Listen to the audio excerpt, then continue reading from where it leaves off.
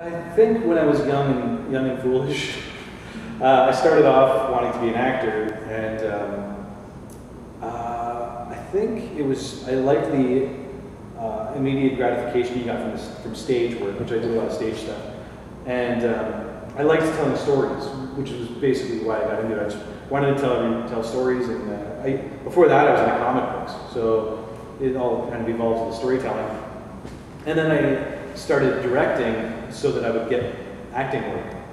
So I could cast myself, and then I could be in a movie. So then I started doing that for a while, and then and it worked, I got in.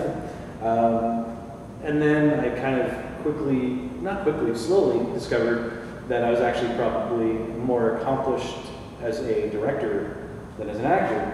And so I kind of went with that, and I'm actually kind of relieved that I gave up, particularly acting in my own films, which was just, I don't even know why I ever thought that was a good idea, because directing is a full-time, difficult job, and acting is a full-time, difficult job. To try to do both at the same time is just murder.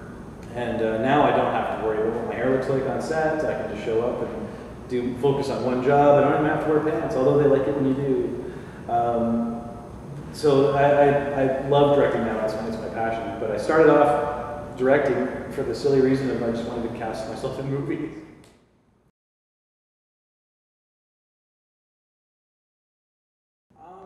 Well, I always liked horror movies as a kid.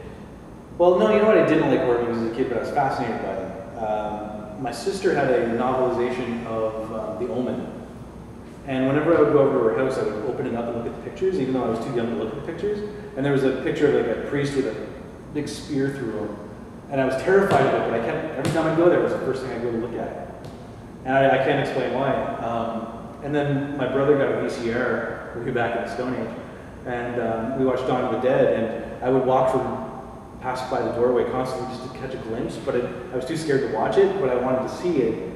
And which was it's funny, I can remember clearly the scene where the helicopter zombie gets the top of his head chopped off from a helicopter blade, and I was like, ah, and I ran. And then years later, I met the actor that was that zombie, and I said, you scared the heck out of me when I was a kid. And he's like, sorry.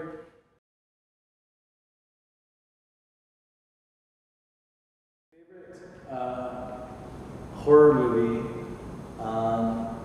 For years and years and years, I was saying it was the Evil Dead 2, because I have fond memories of it being on VHS and scaring all my friends and all that. So I'd probably go with Evil Dead 2. Another film that I'm really, really fond of was a 1945 film called Dead of Night, which was, I think, the first film that had a scary ventriloquist dummy that come to life. And I first saw it, and I also have fond memories of my dad and I watching that on CBC late night movies when I was and seeing this ventriloquist dummy, and it just scared the bejeebus out of me. So it's probably not scary now, but I have fond memories of it being one of my favorites. So Dead of Night and Evil Dead 2.